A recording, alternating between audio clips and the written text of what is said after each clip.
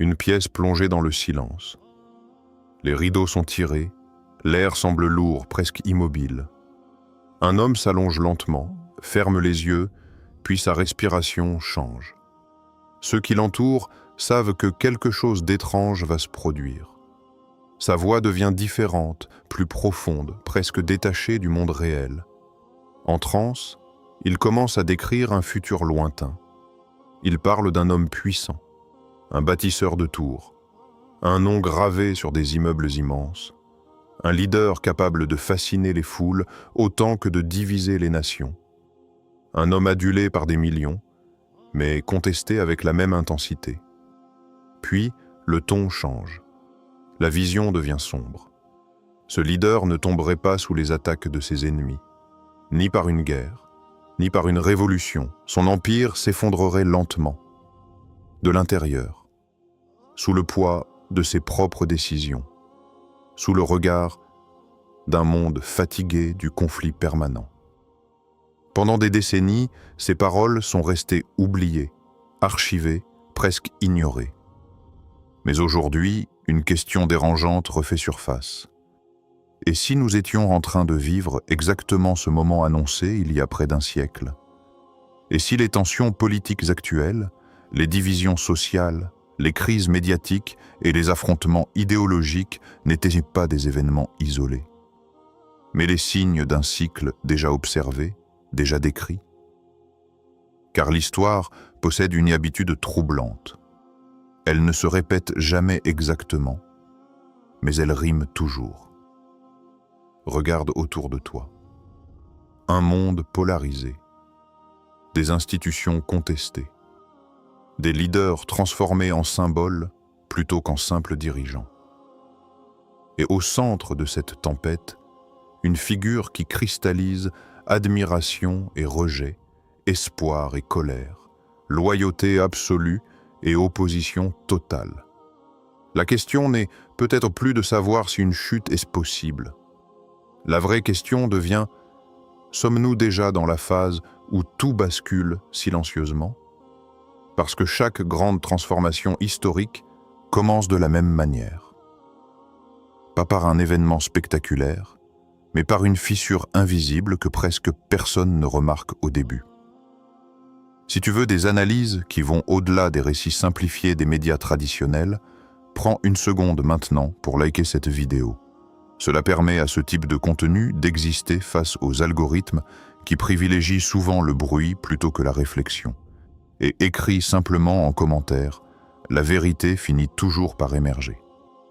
Si toi aussi tu penses que l'histoire suit parfois des chemins que peu de gens osent observer. Car ce que nous allons explorer aujourd'hui ne parle pas seulement d'un homme, ni même d'une nation. Il s'agit d'un moment charnière, d'un passage entre deux époques. Et selon cette ancienne vision, la chute annoncée n'était jamais la fin de l'histoire. Elle était seulement le commencement de quelque chose que personne n'avait vu venir. Pendant longtemps, son histoire ressemblait davantage à une légende qu'à un fait réel.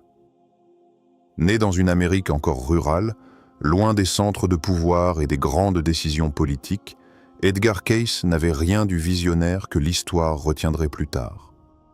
Aucun titre académique prestigieux, aucun rôle politique, aucun empire financier.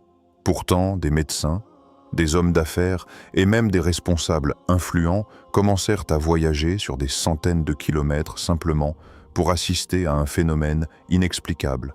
Lorsqu'ils s'endormaient, tout changeait. Dans cet état étrange entre conscience et inconscience, sa voix devenait calme, précise, presque mécanique. Il répondait à des questions complexes sans jamais les avoir étudiées auparavant. On le surnomma rapidement le prophète dormant, car ses révélations semblaient apparaître uniquement lorsqu'il quittait l'état d'éveil ordinaire. Mais ce qui fascinait le plus n'étaient pas ses diagnostics médicaux ou ses conseils personnels. C'étaient ses visions du futur collectif. Il parlait d'économies qui s'effondrent avant même que les marchés ne montrent le moindre signe de faiblesse.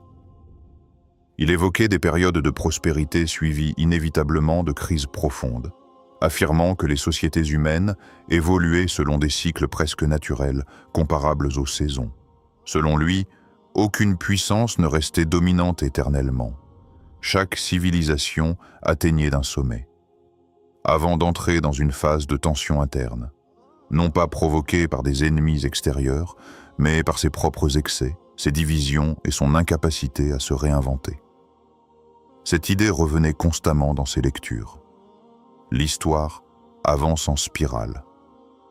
Les nations changent, les visages changent, mais les schémas demeurent. Ascension, apogée, fragmentation, transformation. Des décennies plus tard, certains chercheurs remarquèrent un passage troublant parmi ces nombreuses transcriptions. Il y décrivait l'émergence future d'un leader symbolisant la réussite matérielle poussée à son extrême.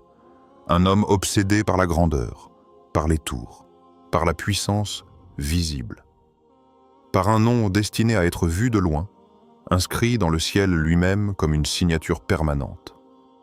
Un personnage capable d'incarner à lui seul les rêves de domination économique et le désir collectif de retour à une forme de puissance nationale. À ce stade, aucun nom n'était mentionné. Aucun pays clairement identifié. Seulement une image, celle d'un dirigeant devenu marque, d'un symbole transformé en mouvement. Et c'est précisément ce silence qui rend aujourd'hui cette vision si troublante. Car lorsque l'on observe le monde contemporain, certains parallèles semblent apparaître presque naturellement dans l'esprit du spectateur, sans affirmation directe, sans conclusion imposée. Juste une impression persistante que certains cycles pourraient être en train de se refermer. Alors une question s'impose, simple mais profondément inconfortable. Sommes-nous encore dans la phase d'ascension ? Ou avons-nous déjà franchi le point invisible de l'effondrement silencieux ? Car dans les récits de Case, le moment le plus dangereux n'était jamais la chute elle-même. C'était l'instant où tout semble encore solide, alors que les fondations commencent déjà à céder. Si l'on quitte maintenant le terrain du mystère pour entrer dans celui de l'analyse froide, un élément devient immédiatement évident. Les grandes bascules politiques ne sont presque jamais liées à une seule personnalité. Elles sont systémiques, structurelles, inévitables lorsque plusieurs tensions atteignent simultanément leur point critique. Aujourd'hui, les États-Unis traversent l'une des périodes de polarisation les plus intenses de leur histoire moderne. Deux visions du monde s'y affrontent désormais comme deux réalités parallèles, incapables de coexister. L'espace politique n'est plus un lieu de compromis, mais un champ de confrontation permanente où chaque décision devient existentielle. Ce phénomène dépasse largement les élections ou les dirigeants eux-mêmes. Il révèle une fracture plus profonde, une société divisée sur son identité, son avenir et même sa définition de la vérité. Parallèlement, une lente érosion institutionnelle s'observe. Non pas une disparition brutale des structures démocratiques, mais une perte progressive de confiance envers celles-ci aussi. Lorsque les citoyens commencent à douter des médias, du système judiciaire, des élections ou même des experts, le pouvoir cesse d'être perçu comme légitime. Et dans l'histoire, ce moment marque souvent le début d'une transformation majeure. La guerre médiatique amplifie ce phénomène. L'information n'est plus seulement un outil de compréhension, mais une arme stratégique. Chaque camp construit sa propre narration, son propre univers de faits, rendant le dialogue presque impossible. Le résultat n'est pas seulement politique, il devient psychologique. Une nation fatiguée, méfiante, constamment sous tension. Cette méfiance ne se limite plus aux frontières américaines. Partout dans le monde, une défiance croissante envers les élites politiques, économiques et médiatiques s'installe. Les citoyens questionnent désormais les modèles établis depuis la fin du XXe siècle. Ce climat rappelle étrangement certains précédents historiques. La Rome antique, à son apogée, ne s'est pas effondrée sous une invasion soudaine. Elle s'est fragmentée intérieurement, minée par la polarisation sociale et la perte de confiance envers ses institutions. Plus récemment, plusieurs crises européennes ont suivi un schéma similaire. Prospérité prolongée, tensions internes, puis recomposition politique inattendue. L'histoire montre que lorsqu'une superpuissance entre dans une phase d'instabilité interne, les conséquences dépassent largement ses frontières. Quand une superpuissance tremble, ce ne sont pas seulement ses citoyens qui sont impactés. C'est le monde entier, y compris l'Afrique du Nord. Pour une audience algérienne, cette réalité n'est pas abstraite. Les décisions prises à Washington influencent directement les marchés énergétiques mondiaux, le prix du pétrole et du gaz, les flux commerciaux et les équilibres diplomatiques. Une Amérique divisée modifie les alliances, accélère l'émergence de nouveaux blocs géopolitiques et ouvre des espaces stratégiques à d'autres puissances cherchant à redéfinir l'ordre mondial. Cela signifie concrètement des changements dans les partenariats économiques, dans la stabilité des monnaies, dans les opportunités d'investissement et même dans les dynamiques sécuritaires régionales. Le monde entre progressivement dans une configuration multipolaire où aucune nation ne détient seule le contrôle du récit global. Ainsi, la question dépasse largement la trajectoire d'un dirigeant particulier. Ce qui se joue ressemble davantage à une transition historique, une redistribution silencieuse de l'influence mondiale. Et c'est précisément ici que la tension réapparaît. Car selon les lectures attribuées à Case, ces périodes de turbulence ne représentaient jamais une destruction définitive. Elles annonçaient un passage, une reconfiguration nécessaire avant l'émergence d'un nouvel équilibre. Mais selon Case, la chute n'était pas la fin. Le silence revient. Après le bruit des marchés, des élections, des débats télévisés et des affrontements idéologiques, il reste une question suspendue dans l'air. Dans certaines transcriptions, le ton changeait soudainement. La voix ne décrivait plus la chute, ni les tensions, ni les conflits.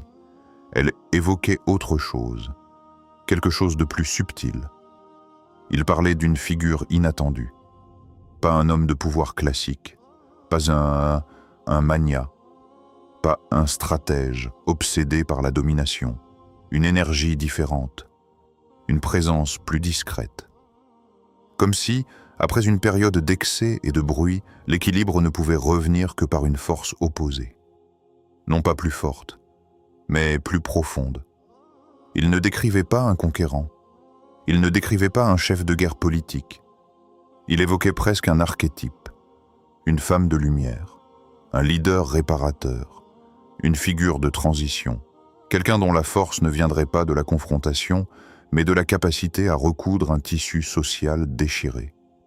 Quelqu'un capable de parler à des camps opposés sans immédiatement déclencher une nouvelle bataille. Dans les cycles historiques, après les périodes dominées par des personnalités flamboyantes et polarisantes, il arrive parfois qu'émerge une figure au profil radicalement différent. Moins spectaculaire, moins théâtrale, mais plus stabilisatrice. Ce type de transition ne se produit pas parce que le monde devient soudainement idéaliste.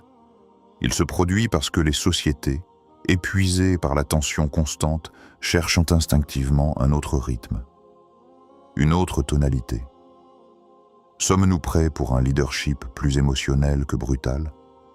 Sommes-nous capables d'accepter qu'un dirigeant puisse incarner la vulnérabilité plutôt que l'invincibilité affichée? Le monde veut-il encore des conquérants ou des guérisseurs? Ces questions ne concernent pas uniquement un pays. Elles traversent les continents. Elles s'invitent dans chaque nation confrontée à la fatigue politique et à la saturation médiatique. Peut-être que la figure évoquée n'est pas encore visible. Peut-être qu'elle se construit loin des projecteurs. Peut-être qu'elle n'a pas encore de nom parce que les archétypes précèdent toujours les individus. Dans les grandes transitions historiques, Les symboles apparaissent avant les personnes. Les attentes collectives changent avant que les candidats émergent. Et si le véritable signal n'était pas l'identité de cette figure, mais le désir croissant d'un autre type d'autorité? Un pouvoir qui rassemble au lieu de provoquer. Une voix qui apaise au lieu d'enflammer. Si cette transition devait réellement se produire, elle ne surgirait pas dans le chaos spectaculaire. Elle émergerait progressivement, presque silencieusement, à mesure que l'opinion publique elle-même évoluerait. Mais avant de comprendre si cette figure peut réellement apparaître, il faut d'abord observer un autre phénomène plus discret. Un déplacement global des équilibres que peu analysent encore ouvertement. Nous y reviendrons. À ce stade, il serait facile de considérer tout cela comme un simple spectacle lointain. Une grande puissance qui traverse ses turbulences internes. Un débat américain de plus. Une alternance politique parmi d'autres. Mais soyons honnêtes une seconde. En Algérie, nous savons ce que signifie vivre des cycles politiques intenses. Nous savons ce que représente l'attente. L'incertitude. Les périodes où l'on sent qu'un modèle arrive à bout de souffle sans que le suivant ne soit encore clairement défini. Nous avons connu des moments de désillusion collective. Des instants où la confiance s'effrite, où les promesses semblent répétées mais rarement concrétisées à la hauteur des espérances. Cette fatigue n'est pas unique à une nation. Elle traverse les continents. Elle touche les sociétés qui aspirent à plus de stabilité, plus de justice, plus de perspectives pour la jeunesse. Et pourtant, malgré cette désillusion parfois silencieuse, il existe toujours un espoir latent. Un espoir qui ne s'exprime pas toujours dans les discours officiels, mais qui vit dans les conversations quotidiennes, dans les débats familiaux, dans les discussions entre amis. L'idée qu'un renouveau est possible, qu'un équilibre plus mature peut émerger. Ce sentiment ne concerne pas uniquement l'Algérie.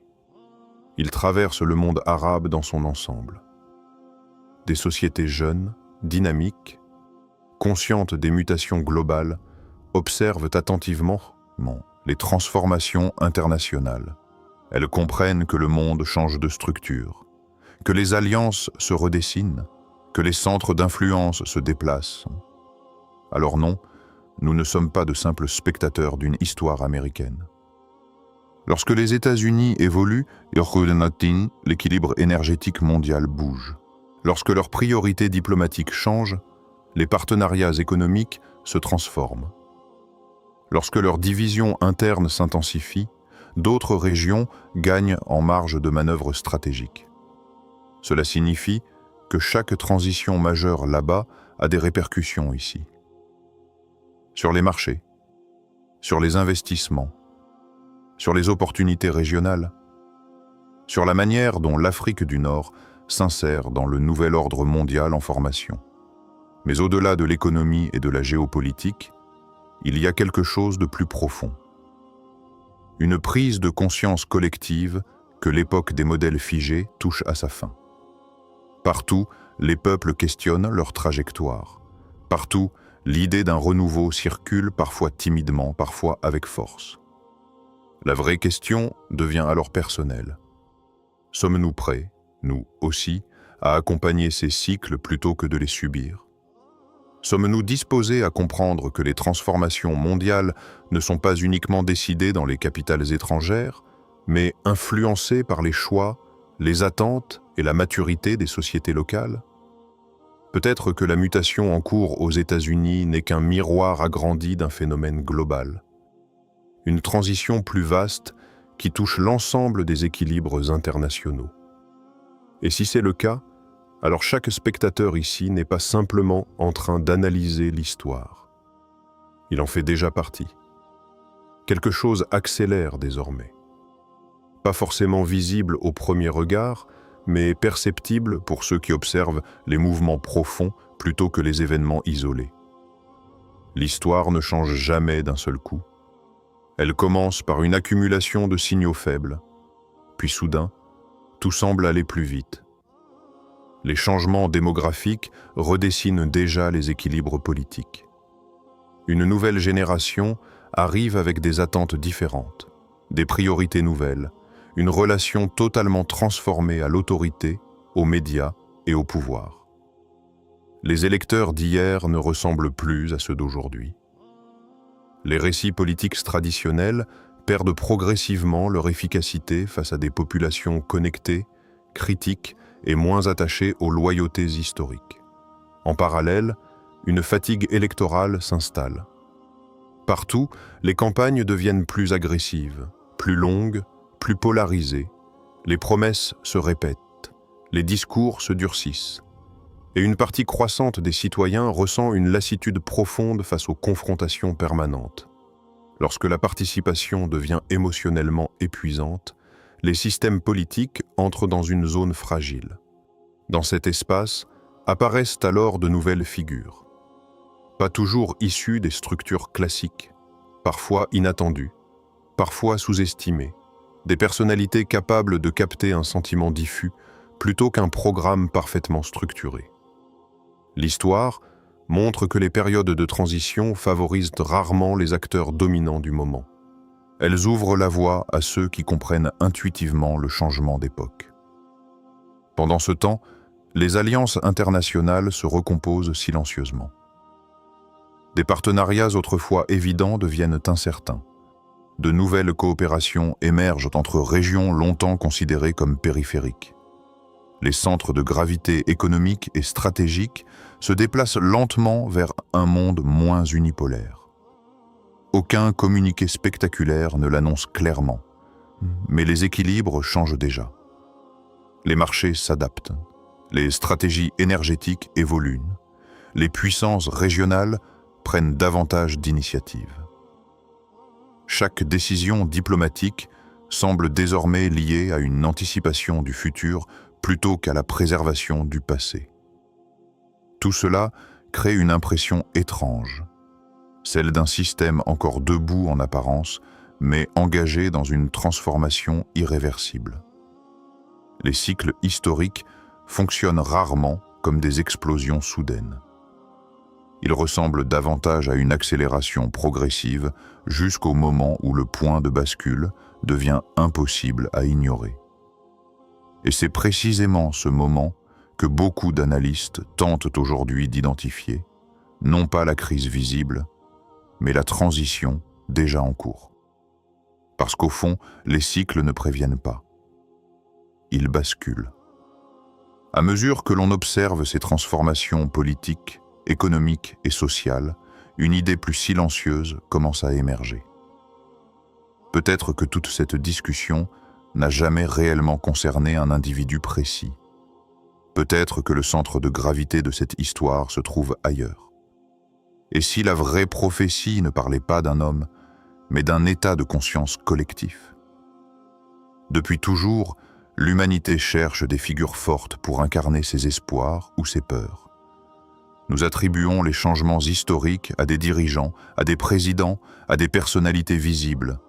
Pourtant, lorsque l'on regarde attentivement les grandes transitions du passé, un schéma apparaît clairement. Les leaders ne créent pas les époques. Ce sont les époques qui créent leurs leaders. Un dirigeant émerge rarement par hasard. Il devient possible uniquement lorsque la mentalité collective est prête à l'accepter. Lorsque les attentes changent, lorsque la population commence à ressentir que l'ancien modèle ne correspond plus à ses besoins profonds. Avant chaque transformation majeure, quelque chose évolue d'abord dans l'esprit des citoyens. Une fatigue face aux conflits constants, une recherche de stabilité, ou au contraire, un désir de rupture totale. Ces émotions invisibles circulent lentement, de personne en personne, jusqu'à former une nouvelle dynamique sociale. C'est à ce moment précis que surgissent les figures capables d'incarner ce changement. Non pas parce qu'elles sont exceptionnellement puissantes, mais parce qu'elles reflètent déjà ce que la société est devenue intérieurement. Alors la question devient personnelle. Lorsque tu observes les tensions mondiales, les débats politiques, Les divisions idéologiques, es-tu simplement spectateur ou fais-tu partie de cette évolution silencieuse? Chaque opinion partagée, chaque discussion, chaque prise de conscience contribue à redéfinir ce que les sociétés attendront demain de leurs dirigeants. Les transformations globales commencent rarement dans les palais présidentiels. Elles commencent dans les conversations ordinaires, dans la manière dont les individus perçoivent la justice, l'autorité, la vérité et l'avenir. Peut-être que la transition annoncée depuis des décennies ne dépend pas uniquement d'un changement au sommet du pouvoir. Peut-être qu'elle dépend d'un basculement plus profond, celui d'une population mondiale qui refuse progressivement les anciens schémas et cherche une nouvelle forme d'équilibre. Si cela est vrai, alors cette période historique ne concerne pas seulement les États-Unis, ni même les grandes puissances. Elle concerne chacun de nous. Car lorsque les mentalités changent, le futur commence déjà à prendre forme, bien avant que le monde ne s'en rende compte. Arrivés à ce point, une question demeure suspendue. Peut-être la plus importante de toutes. Si un cycle touche réellement à sa fin, alors qu'est-ce qui vient ensuite? L'histoire montre que les périodes de transition ne produisent jamais une seule issue possible. Elles ouvrent plusieurs chemins simultanément, et souvent personne ne peut prédire lequel finira par s'imposer. Ce moment précis, celui que nous traversons peut-être aujourd'hui, est toujours marqué par l'incertitude. Un premier scénario reste celui de la continuité radicalisée. Lorsque les sociétés deviennent profondément divisées, il arrive que la réponse collective ne soit pas l'apaisement mais l'intensification. Plus de confrontations, des positions plus tranchées, un leadership encore plus affirmé, capable de mobiliser par la force du conflit plutôt que par le compromis. Dans ce cas, la transition ne serait pas une rupture douce, mais une prolongation amplifiée des tensions actuelles. Le système changerait, sans réellement se calmer. Un deuxième scénario évoque quelque chose de totalement différent. L'émergence d'une figure plus modérée, possiblement féminine, incarnant une tentative de réparation plutôt que de domination. Une présence politique capable de réduire les fractures au lieu de les exploiter. Non pas une révolution spectaculaire, mais une transition progressive vers un leadership perçu comme stabilisateur. Une réponse à la fatigue collective ressentie après des années de confrontation permanente. Mais l'histoire garde toujours une troisième possibilité, celle que presque personne n'anticipe, l'émergence totalement inattendue. Une personnalité inconnue du grand public quelques années auparavant. Un acteur extérieur aux structures traditionnelles. Quelqu'un qui ne correspond à aucun modèle existant et qui apparaît précisément parce que le système précédent ne parvient plus à produire de solutions crédibles. C'est souvent ainsi que les véritables tournants historiques se produisent.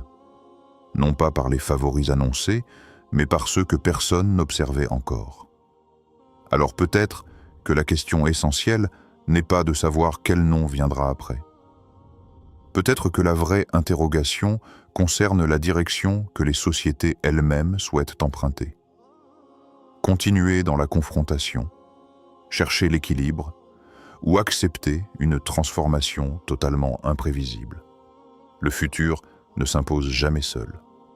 Il se construit à travers les attentes collectives, les peurs, les espoirs et les choix silencieux des peuples.